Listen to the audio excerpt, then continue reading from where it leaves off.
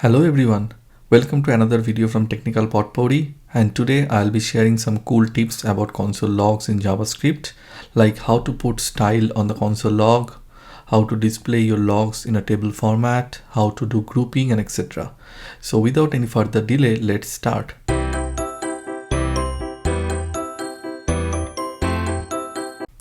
So let's start with a very basic one. I hope you already know this one, but this is a very good starting point. So if you want to write something on the console, you basically need to write console.log followed by the statement that you want to print. And as you can see, I have written console.log hello from Canada, and exactly the same statement came up on my right in the console log.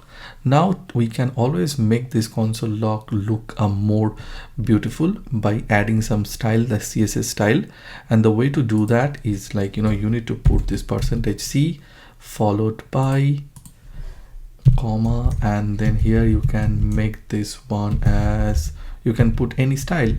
And the moment I do that, you can see my console.log statement is in color yellow. I can put any kind of CSS style. For example, if I put all this, let's say the font style as italics, background color as blue, and some padding, I will get this. So basically you can put any CSS style on your console log. To do that, you need to put this %C. Now let's move to the next one. Again, I'll type this console.log, which is hello from Canada. And this is one. Now there are two important things that we can do. We can do that console.warn and console.error. So let's copy this one and paste 2 times, but this time the second one I just want to make it warn. If I do that, you see, like, the second console.log or second console statement is becoming yellow, and it is telling, like, it's a warning statement that there is something going on in your code, but it's not actually error. Now we can always print the error also. If I do that, for that I need to print console.error. If I do that, it will become in red, and it will still, like, this is an error statement, this is an error log. So basically console.log will give you a normal statement in the console.warn will give you the warning statement, and console.error will give you the error statement or error log in your console. So these are 3 very basic but very important.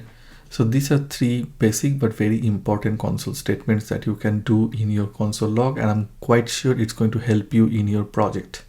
So let's move to the next one. My next one is how we can print our console.log in a table format. So for that, let me bring this one, which is basically an array with couple of things like, countries, like, name, capital. Now if I do a console.log and do the countries, I'll find that it's getting printed this way, which I can definitely which I can definitely expand, and then it will give me all the elements of the array like this. But sometimes it's not a very good way to visualize the element of the array.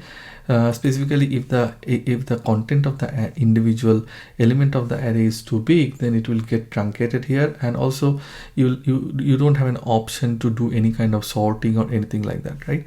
So to do that, to do all this thing, what you can do, instead of using console.log, you can use console.table, and then the content of this array will be presented you in a table format, which is a much easier way to visualize what is the content of the array. And the beauty is that you can do all type of sorting. As you can see, now I'm doing a sorting by name. Here I'm doing a sorting based on capital, and I can also do a sorting based on index. So I think this is a very useful feature. So the next one which I will be showing you is how to group your log statements. So for that, let me write a loop, which is this one, and let's say it will run 50 times, and let's say it will do console.log. It will just create some random, it will create some random number here, and I wanted this to be a random rounded number, math dot random multiplied by 25. Now if I do that, yep, I have basically, it's a for loop which is running 50 times, and each time it is generating a random number. But as you can see, it's quite a big output, right? And I just need to scroll up and down to get the output. Now just imagine, like, if I make it 500, it will be even bigger, right? So what I can do a collapse, and this is something I just learned a few days back, but it's a very good feature, and I thought I'll be sharing this with my friends and my audience here. So basically what you need to do is that before this for statement, you need to print console.group, and at the end of the for statement you need to put console.group end. Let me put one console.log to visualize in much better way. Console.log, here it's before the group, and let me put that here after the group. Now if I do that, I can see I have a statement before the group, and then everything is grouped here and then after the group. But you can see here, like, by default the group is always expanded. So, and with group expanded by default, it's basically the same of just putting the console.log.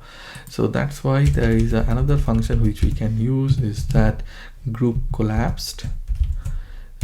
If I do that, let me clear my console, and now if I save, you see it's my group is collapsed by default, and all the for statement or all the console.log from this for loop is inside this collapse. So I can just expand or collapse, but it will make your log a much more clean, right?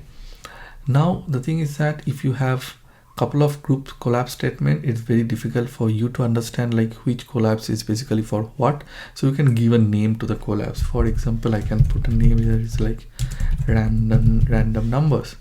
The only thing you need to remember, whatever name you will give here, you need to put the same name at the group end. By doing that, it's becoming random numbers. Previously it was something else, but you can give your each group a different name. So this is something I feel a very useful feature, and which we can use while doing our console.log, and it will make our log look much neat and clean. So the next cool thing that I want to show you is that if I have time consuming things happening in my code, I want to know how my code is performing, right? How much time it is taking to execute a portion of the code. So what I can do that by using a function called time. So basically I will do console.time at the beginning of the code which I want to track, and here once this is done, I want to do a console.time end. This time end will put a time statement. So basically my random number generation, this portion to this portion of the code took 23 milliseconds. And this is quite useful, because if my code is like huge, for example, it's like 50,000 or 50k times the loop is running. So if I do that, you can see it's taking a little longer time, and now it's taking 2413 millisecond. So this time in actually gives me the time, gives me the execution time, how long my code has taken to execute this portion of the code, how much. Again, the same thing. If you have a number of time statement in your code, is very difficult to understand, because you can see it's default, right? Default doesn't make much sense. You can always make a name of your this statement. So let's say I'll put random number generation timer, And same like group collapsed, you need to put the same name here, and we make it a small so that now you can see this is a random number, this is a group, but random number generation timer is like 238 milliseconds. So these are few cool features which we can use in our daily project. I hope you like this video and I hope it will help you in your project. Please share this video and hit the like icon, and also please subscribe to my channel to get update about all my upcoming videos. Stay safe and I'll see you in the next video.